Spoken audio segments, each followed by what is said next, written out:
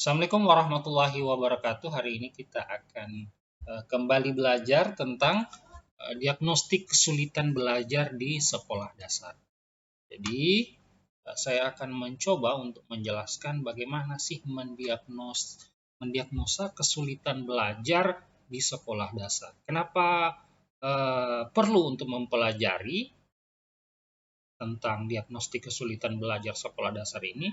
Karena diharapkan nanti para calon guru SD itu bisa untuk melakukan diagnosa secepatnya atas apa yang dia hadapi terhadap peserta didiknya, terkait dengan kesulitan belajar peserta didiknya.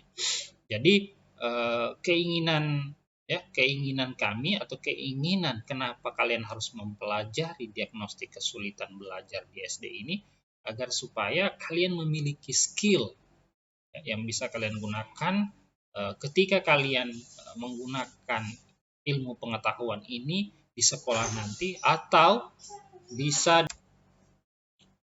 nanti ketika kalian berada di rumah tangga atau setidaknya ilmu pengetahuan ini bisa kalian gunakan ketika berada di keluarga kalian sendiri. Nah, jadi sebelum itu mari kita dulu mempelajari tentang sejarah kesulitan belajar. Jadi bagaimana sih sejarah kesulitan belajar itu? Dari mana asal muasal ya kesulitan belajar itu diketahui?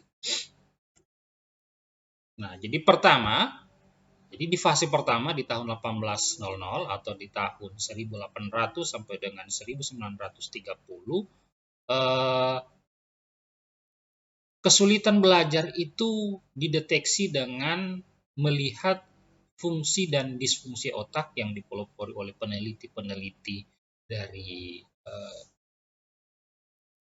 kesehatan ya, yang biasanya berkutat di keilmuan neurologi atau bagian otak. Jadi mereka mengkaji bagian otak.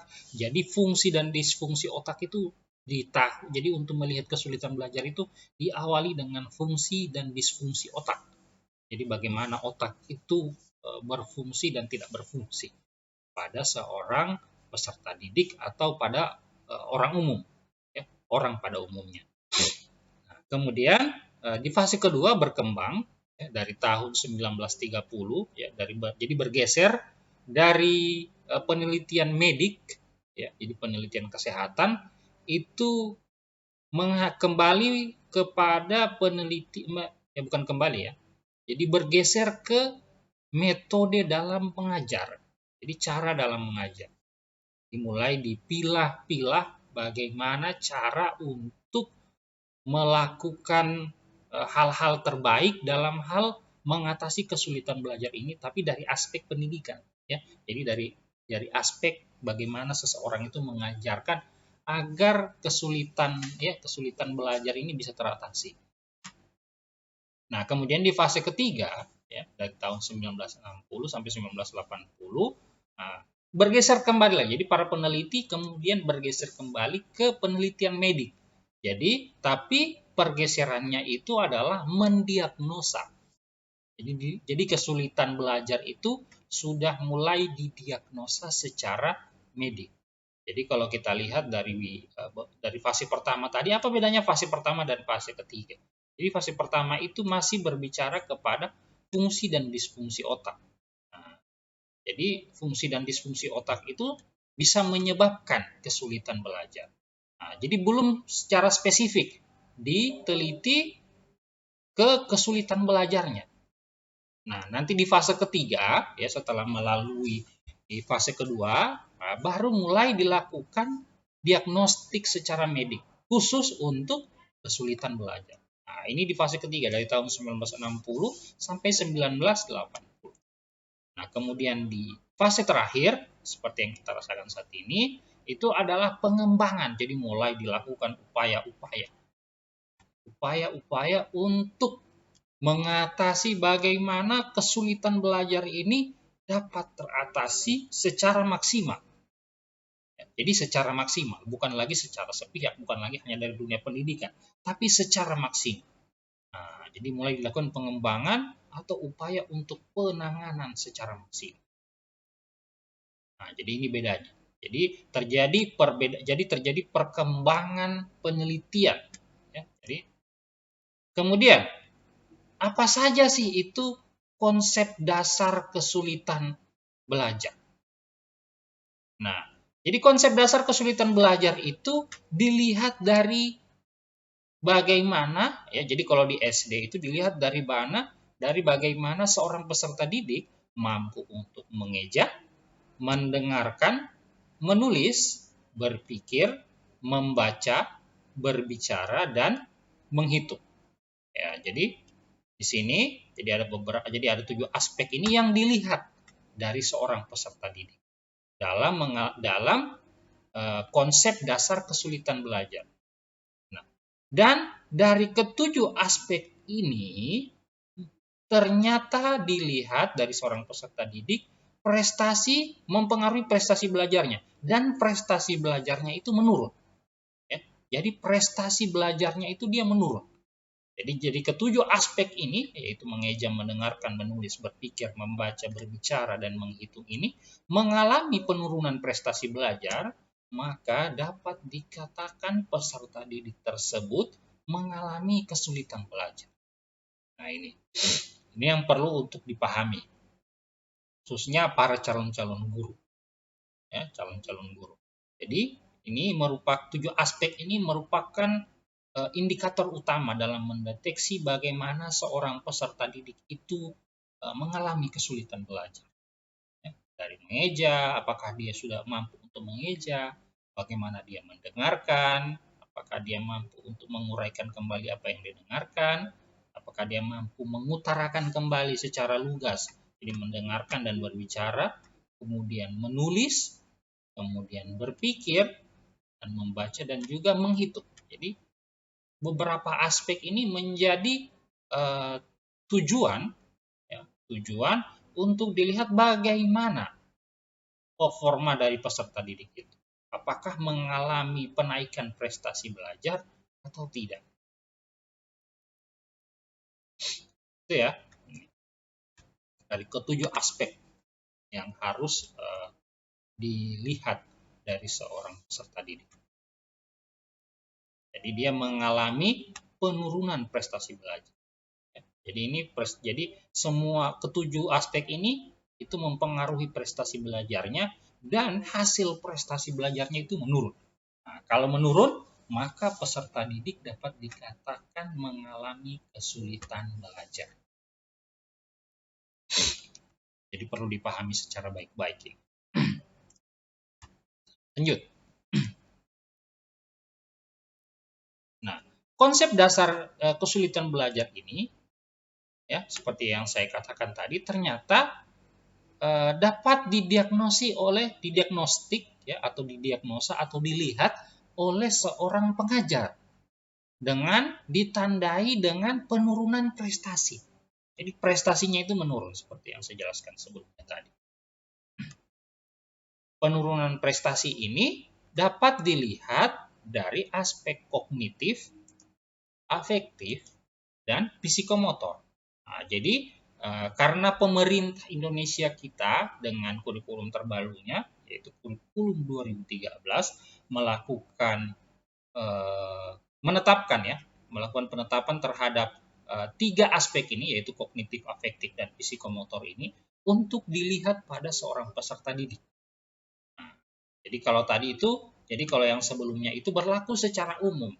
Nah, untuk di Indonesia itu sendiri, karena penerapan pola penilaiannya itu adalah menggunakan aspek kognitif, afektif, dan psikomotor, maka seorang pengajar ketika melihat penurunan prestasi pada seorang peserta didik ditinjau dari aspek kognitif, afektif, dan psikomotor, maka di Indonesia peserta didik yang berada di Indonesia tersebut dapat dikatakan mengalami kesulitan belajar dan perlu untuk ditindaklanjuti apa-apa saja yang harus dilakukan. Nah ini untuk pengetahuan awalnya. Jadi yang mendiagnostiknya itu atau yang melihat terjadinya penurunan prestasi peserta didik itu adalah pengajar. ya, bukan yang lain. Ketika seorang peserta didik berada di sekolah dasar, ya, kemudian dia melihat, oh, si peserta didik ini mengalami penurunan dari aspek kognitif. Kemudian dia juga mengalami penurunan dari aspek afektif. Nah, jadi kognitif ini adalah pengetahuan, aspek pengetahuannya, ya, bagaimana dia mengolah pikir, ya, jadi dia bagaimana dia berpikir, berhitung, membaca. Nah, kemudian afektif, ini bagaimana sikapnya juga. Kemudian bagaimana tingkah lakunya dalam belajar atau praktek. Nah, ini untuk psikomotor. Nah, jika mengalami penurunan prestasi, ya, dikarenakan penurunan prestasi ini akan mempengaruhi aspek kognitif, afektif, dan psikomotor, maka inilah yang harus menjadi acuan utama bagaimana seorang pengajar itu melakukan evaluasi terhadap peserta didiknya. Ini perlu untuk dipahami secara maksimal bahwa kognitif, afektif, dan psikomotor itu di Indonesia dikarenakan kurikulum 2013 itu adalah aspek yang dilihat, ya, dari yang ditetapkan di sekolah dasar, maka itulah pengajar harus melihat bagaimana penurunan prestasi itu mempengaruhi ketiga aspek ini. Kemudian ditindaklanjuti berdasarkan apa-apa saja yang dialami peserta. Nah, konsep dasar kesulitan belajar ini tidak hanya dialami oleh peserta didik yang berada di sekolah dasar, tapi juga dialami oleh peserta didik yang berada di SMP, ya, atau MTS, SD atau madrasah ibtidaiyah, SMA atau aliyah, dan bahkan di kampus pun di dunia perkuliahan, ya, pada saat kuliah. Jadi kesulitan belajar ini tetap terjadi, entah itu di ranah kuliah atau mahasiswa, atau di siswa SMA, aliyah, SMP, MTS, dan sekolah dasar atau madrasah ibtidaiyah. Jadi ini tetap akan terjadi meskipun, ya, tidak banyak, ya. Jadi kesulitan belajar peserta didik itu beragam. Jadi ada banyak macam. Tapi tentu mengacu kepada ketiga aspek yang telah ditetapkan oleh pemerintah tadi, yaitu aspek afektif, kognitif, dan psikomotor. Jadi tidak menutup kemungkinan mahasiswa yang sudah berada pada jenjang kampus atau kuliah di kampus itu tidak mengalami kesulitan belajar, tetap akan bisa mengalami yang namanya kesulitan belajar.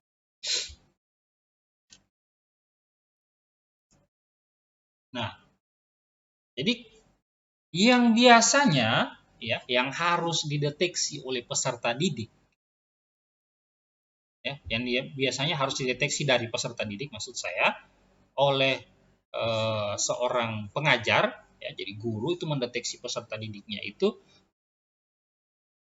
biasanya apakah peserta didiknya itu mengalami yang namanya kondisi disabilitas atau mengalami kekurangan, seperti halnya tunanetra, tunarungu.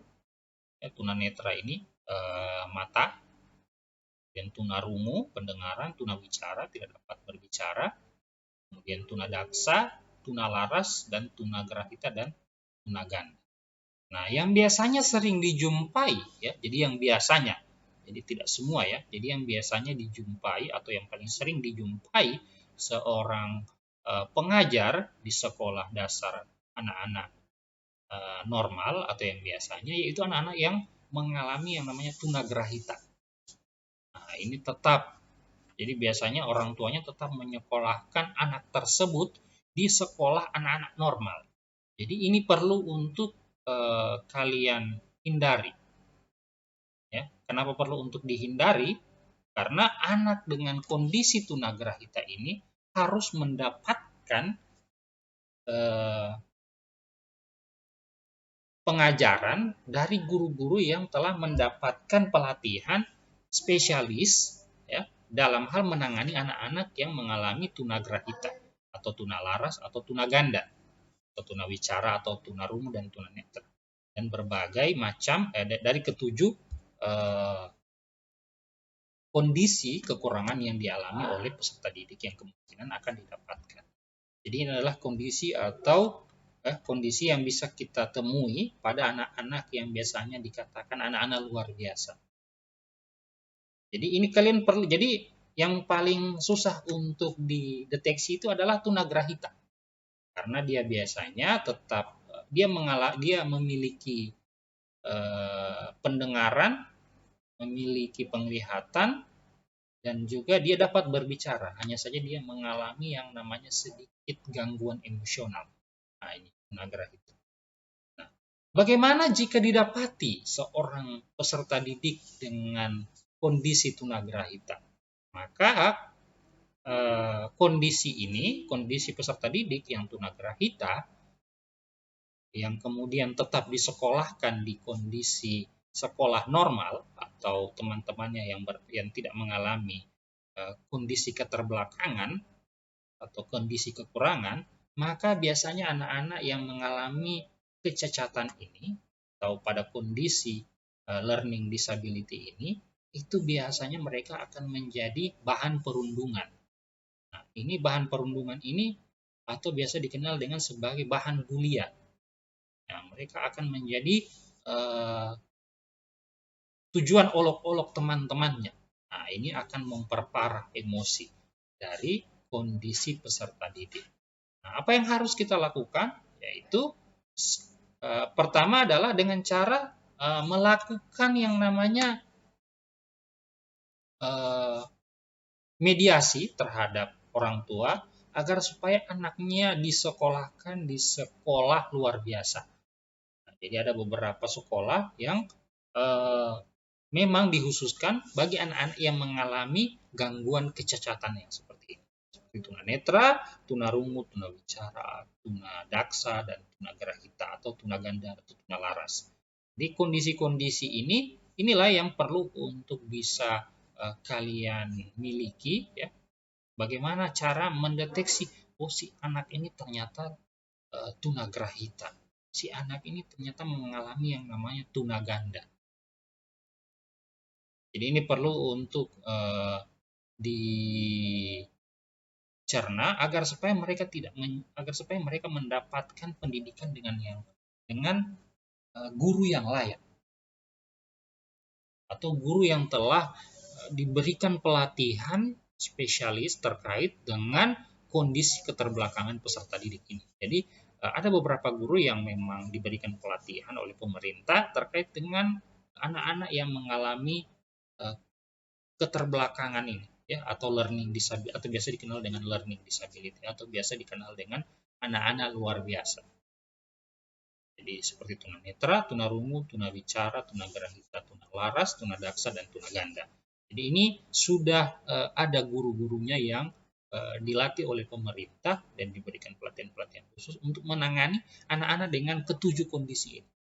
Jadi jika kalian menemukan anak-anak dengan ketujuh kondisi ini dalam satuan pendidikan atau lembaga pendidikan yang kalian berkecimpung di sana atau bekerja di sana, maka diharapkan agar supaya bisa menyarankan kepada orang tuanya agar supaya anak-anak tersebut disekolahkan, hanya saja jangan di sekolah normal, karena ditakutkan anak-anak dengan kondisi keterbelakangan ini atau mengalami kekurangan dengan kondisi kekurangan seperti ini akan menjadi bahan bulian yang kemudian akan mempengaruhi aspek afektifnya. Nah, ini biasanya mempengaruhi aspek afektifnya. Jadi biasanya mengalami penurunan prestasi dikarenakan tidak mampu untuk bersosialisasi dengan temannya. Kenapa tidak mampu? Karena dia mengalami keterbelakangan tadi. Ya, seperti halnya dia tunawicara. Nah, dia menjadi bahan olok-olok temannya. Akhirnya dia tidak mampu untuk bersosialisasi dengan temannya dikarenakan kondisi pendidikannya yang mengharuskan dia tertekan, emosinya tidak stabil, maka secara otomatis dia akan setengah mati untuk belajar atau sulit mengembangkan aspek kognitifnya dan aspek psikomotor. Seperti itu. Jadi mereka akan sulit untuk berkembang jika mereka tetap berada di sekolah yang notabene atau mayoritas anak-anaknya itu atau peserta didiknya adalah anak yang normal, tidak mengalami kekurangan. Nah, apakah dengan sekolah di SLB, ya, nah, muncul pertanyaan berikutnya ini, apakah di sekolah SLB dapat terjadi peningkatan? Ya, jadi jawabannya iya. Jadi dikarenakan guru-guru yang telah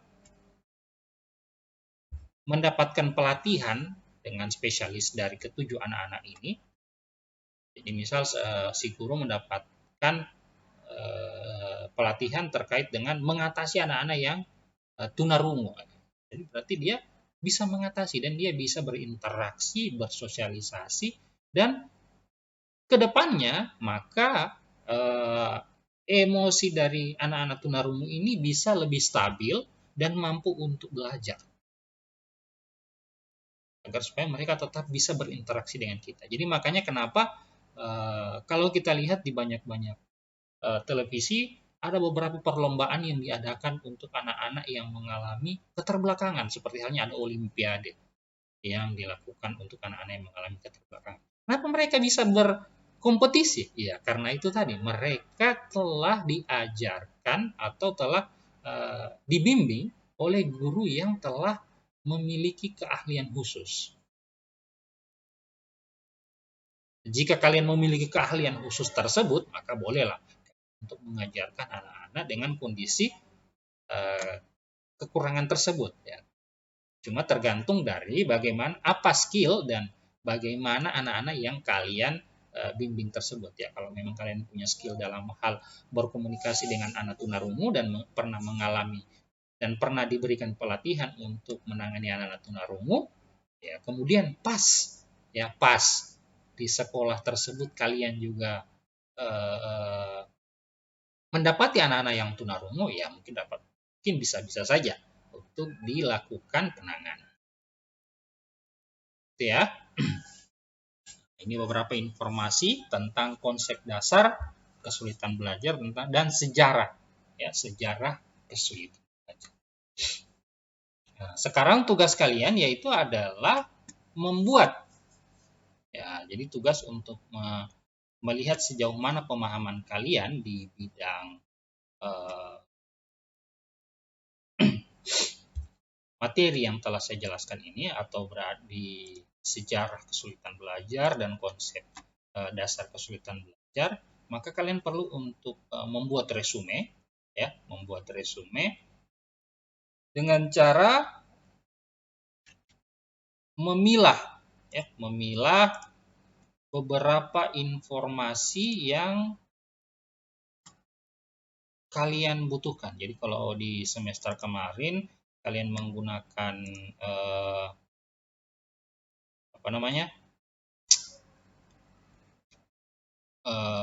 literatur dari berbagai macam sumber. Nah, di sini saya akan menspesifikkan tentang literatur yang harus kalian pakai. Nah, jadi literatur utama yang harus kalian pakai itu yang pertama itu adalah jurnal. Jadi jurnal ya, jadi jurnal. Kemudian buku, ya, buku. Nah, selanjutnya itu adalah modul, ya, modul yang disusun oleh dosen-dosen di seluruh Indonesia yang kemudian digunakan sebagai literatur, ya, dikarenakan dia men-share modul tersebut dari hasil kajiannya atau bahan ajarnya yang kemudian dia share di internet sehingga bisa diakses oleh semua orang. Nah, bagaimana cara untuk mencari ketiga literatur tadi, ya, menggunakan ketiga literatur tadi. Nah, jadi ini. Jadi pertama itu adalah harus menggunakan jurnal. Nah, Bagaimana menggunakan jurnal itu? Jadi pertama, di kolom di browser yang kalian gunakan ya, atau di Google, cukup kalian ketikkan Google Cendekia, ya, akan muncul tampilan seperti ini. Kemudian kalian klik di sini, yang ini ya, yang scholar.google.co.id. Nah, kemudian akan tampil tampilan yang seperti ini. Maka kalian bisa untuk sudah mencari jurnal terkait apa yang kalian butuhkan. Nah, penggunaan jurnal dalam tugas kali ini ya, itu harus berada pada 7 tahun terakhir. Sekarang kan 2002 ya, tinggal dihitung saja. 7 tahun terakhirnya itu berapa dari tahun apa saja. Nah, contoh ini misal saya mencari jurnal evaluasi pembelajaran. Kemudian akan muncullah di seperti ini adalah beberapa jurnal yang sudah bisa kita akses. Nah, jurnal yang bisa kita akses itu adalah jurnal yang memiliki kode seperti ini. Jadi ada PDF academia.edu atau PDF unsgd.ac.id.